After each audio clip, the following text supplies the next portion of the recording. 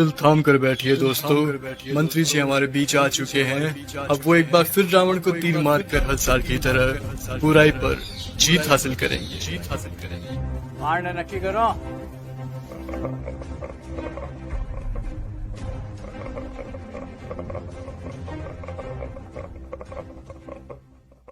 तू मारेगा मुझे?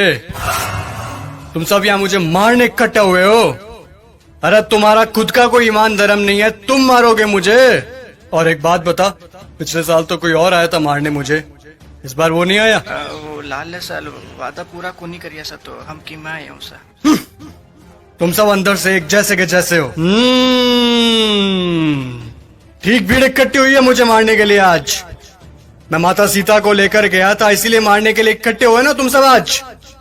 हाँ, मैं मानता हूं मेरी गलती, लेकिन माता सीता को किसी कारागृह में नहीं, सबसे उत्तम वाटिका थी उसमें रखा था मैंने। और हाथ लगाना तो दूर, गलत नजर से देखा तक नहीं था मैंने माता सीता को।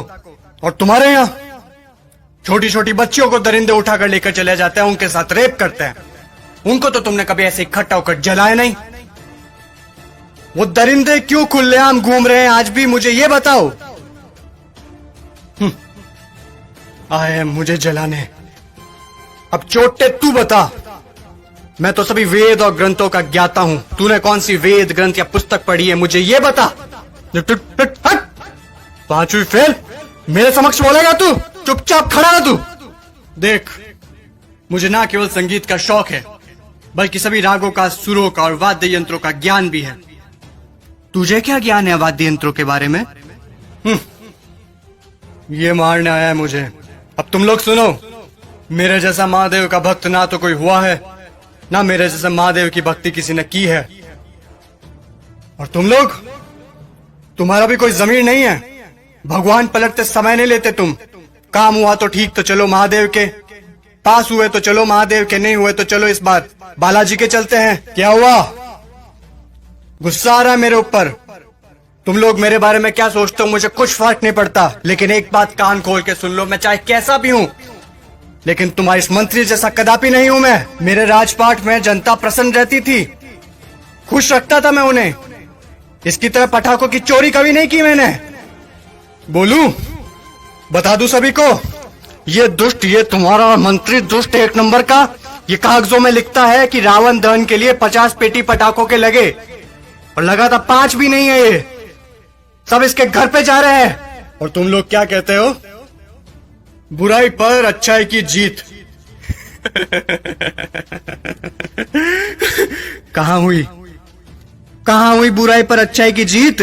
जब तक तुम्हारे मन में चोरी, गद्दारी, लालच, वासना, द्वेष, अहंकार जैसी भावनाएं जीवित है, बुराई कैसे मरेगी? बुराई मर ही नहीं सकती। तुम लोग मुझे खत्म करने आए हो ना? अरे मेरा खात्मा तो मेरा अहंकार कभी कर चुका। अब अगर मारना है, जलाना है, तो अपने अंदर छुपे रावण को जलाओ, उसको मारो। सच्चाई और अच्छाई को अपना लो, बुराई अपने आप खत्म हो जाएगी। और अगर तुम मुझे जलाने के उद्देश्य से ही आए हो, तो मैं तुम्हें बता दूं कि सिर्फ छोटे बच्चे ही आज की तारीख में मुझे जला सकते हैं, क्योंकि उनके अंदर चोरी, गद्दारी, लालच, घृणा, वासना, द्वेष, अहंकार जैसी भावनाएं नहीं है। असल में वही हैं ईश्वर का स्वरूप। ए लड़के, लगा दे आग फिर से, जला दे। अगले साल फिर आऊंगा मैं जलने के लिए, लेकिन अगले साल मैं देखूंगा कि आप लोगों ने अपने अंदर के रावण जलाए या नहीं। खुश हैं अभी आप सब? एक बार फिर से आपका रावण जल रहा है।